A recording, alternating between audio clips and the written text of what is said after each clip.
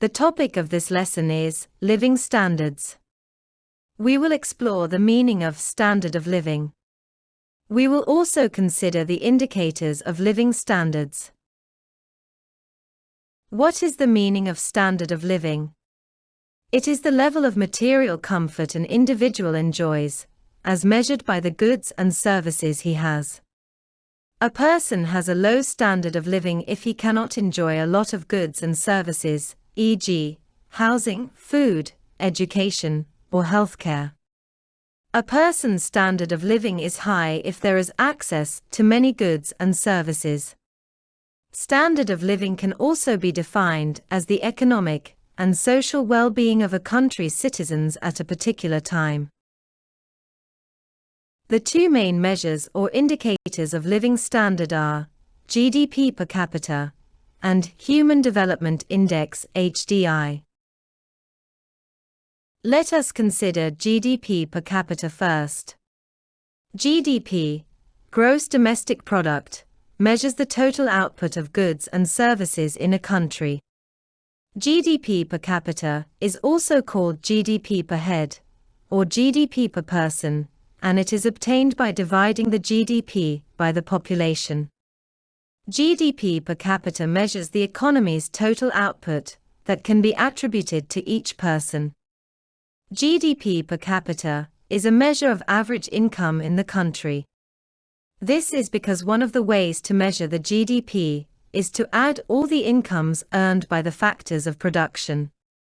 A high GDP per capita is an indication of high living standard because it shows that average income in a country is high. A low GDP per capita means a low standard of living in the country, as average income is low. GDP per capita can also be used to compare living standards between two countries. The GDP per capita is determined by two variables, namely GDP and population.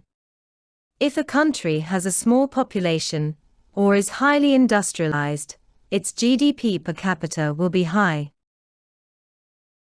Real GDP per capita. Instead of just computing the GDP per capita, real GDP per capita is calculated. Real GDP per capita is real GDP divided by population. Real GDP is GDP that has been adjusted for inflation. Real GDP is better than the nominal GDP, which is the GDP that has not been adjusted for inflation. This is because the value of goods and services produced may rise, if prices rise even though output has decreased. In other words, prices may rise due to inflation even though fewer goods are produced. Real GDP will remove this effect and show the value of actual output produced in the economy. GDP per capita involves the use of GDP, and there are some problems with the use of GDP to compute an indicator of living standard. We will consider some of these problems.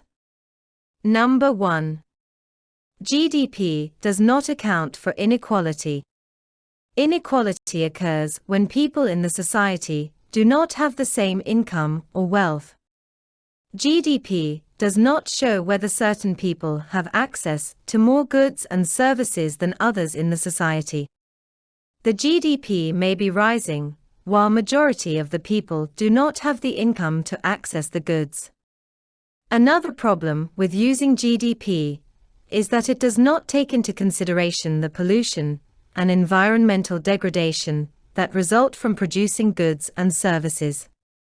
Pollution reduces the welfare of people by adversely affecting their health, so, using GDP in the computation of any measure of living standards, such as GDP per capita, is misleading. In addition, not all activities are captured by the GDP. Some activities are not considered because people do not declare them in order not to pay taxes. For example, an engineer who renders service for a fee during his spare time may not declare it in order not to pay tax. These undeclared economic activities make up the hidden economy, shadow economy, or underground economy. Finally, a rise in GDP per capita does not mean that people are happy, because GDP does not measure many things that make people happy. People may be unhappy due to poor health, mental issues, lack of access to education, etc. The second indicator of living standards is the Human Development Index, HDI. HDI was developed by the United Nations Development Programme. HDI measures three things, namely income level, healthcare, and education. It combines several indicators to measure living standards, for example, life expectancy, GNI per capita, and expected years of schooling.